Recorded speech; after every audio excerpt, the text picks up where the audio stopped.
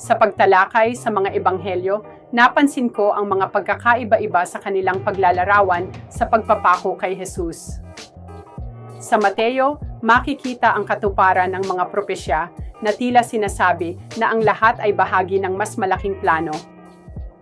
Samantalang sa Marcos, ang pagdurusa ni Jesus ay nakatuon sa kanyang pagiging tao na nagdadala ng damdamin at hirap na tunay na nararamdaman ng bawat isa sa atin.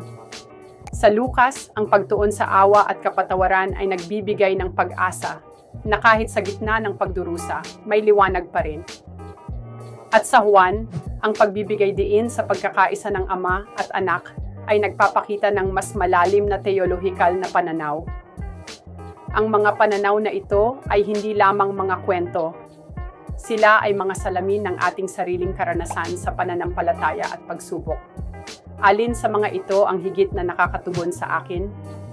Para sa akin, ang mensahe ng pag-asa at kapatawaran sa Lucas ang pinaka-nakakaantig.